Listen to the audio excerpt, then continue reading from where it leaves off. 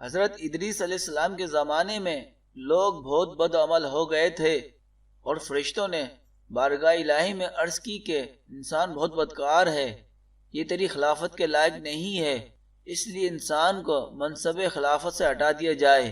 اللہ پاک کا ارشاد ہوا کہ انسان میں غصہ اور شہوت ہے جس کی وجہ سے وہ زیادہ گناہ کرتا ہے۔ اگر یہ چیزیں فرشتوں کو دے دی جائیں تو وہ بھی گنہگار ہو جائیں گے۔ فرشتوں نے کہا، ہم تو کبھی بھی گناہ کے قریب نہ جائیں گے، خواہ کتنا ہی غصہ اور شہوت ہو۔ حکم ربی ہوا کہ اچھا تم فرشتے اپنی جماعت میں سے کوئی سے 2 فرشتے چن لو جو تمہارے خیال میں سب سے زیادہ پرہیزگار ہوں، پھر انہیں غصہ اور شہوت دے کر دنیا میں بھیجا جائے گا تاکہ انہیں آزمایا جا سکے۔ چنانچہ ہاروت اور ماروت جو بہت پرہیزگار فرشتے تھے منتخب ہو گئے اور انہیں غصہ اور شہوت دے کر شہر بابل میں اتار دیا گیا اور کہا گیا کہ تم دونوں قاضی بن کر لوگوں کے درمیان فیصلے کیا کرو اور شام کو اسم اعظم کے ذریعے واپس آسمان پر آ جایا کرو۔ یہ دونوں قریب 1 ماہ تک اسی طرح آتے جاتے رہے۔ اس عرصے میں ان کے عدل و انصاف کا چرچا عام ہو گیا اور بہت سے مقدمے ان کے پاس آنا شروع ہو گئے۔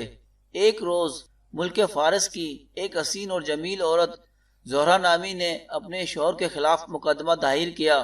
یہ دونوں اسے دیکھتے ہی اس پر عاشق ہو گئے اور اس کے ساتھ بد عملی کی خواہش کی۔ اس عورت نے کہا کہ میرا اور تمہارا دین الگ الگ ہے اور میرا شوہر بہت غیرت مند ہے، اگر اسے پتہ چلا تو وہ مجھے قتل کر دے گا، اس لیے اگر تم اپنی خواہش پوری کرنا چاہتے ہو تو پہلے میرے شوہر کو قتل کرنا ہوگا اور جس بت کی میں پوجا کرتی ہوں اسے سجدہ کرنا ہوگا۔ اس عورت کی شرائط سن کر دونوں نے انکار کر دیا۔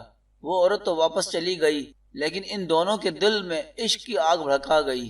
کچھ روز تو ان فرشتوں نے برداشت کیا، لیکن ایک روز مجبور ہو کر اس عورت کو ملاقات کے لیے پیغام بھجوایا۔ اس نے فوراً ان دونوں کو ملنے کے لیے بلوا لیا۔ جب یہ دونوں وہاں پہنچے تو وہ خوب بناؤ سنگار کر کے بیٹھی تھی۔ اس نے کہا کہ مجھے پتہ چلا ہے کہ تم دونوں اسم اعظم جانتے ہو، تو اپنی خواہش کے حصول کے لیے یا تو مجھے اسم اعظم بتا دو یا پھر اس بت کو سجدہ کرو یا میرے شوہر کو قتل کرو یا پھر شراب پی لو۔ دونوں فرشتوں نے سوچا کہ اسم اعظم تو اسرار الہی ہے، اسے فاش نہیں کیا جا سکتا، اسی طرح بت کو سجدہ کرنا یا کسی کو قتل کرنا بھی کبیرہ گناہ ہے، اس لیے چلو شراب لاؤ، ہم شراب پی لیتے ہیں۔ جب وہ دونوں شراب پی کر مست ہو گئے تو اس عورت نے ان دونوں سے بت کو سجدہ بھی کروایا، اپنے شوہر کو قتل بھی کروا لیا اور اسم اعظم معلوم کر کے صورت بدل کر آسمان پر جا پہنچی اور حق تعالیٰ نے اس کی روح کو زہرہ ستارے سے متصل کر دیا۔ دوسری جانب جب ہاروت اور ماروت کو ہوش آیا تو وہ اسم اعظم بھول چکے تھے اور اپنی کیے پر نادم اور شرمندہ تھے۔ حق تعالیٰ نے فرشتوں سے فرمایا کہ انسان میری تجلی سے دور رہتا ہے، لیکن یہ دونوں تو ہر شام حاضر بارگاہ ہوتے تھے، پھر بھی شہوت سے مغلوب ہو کر گناہ کر بیٹھے۔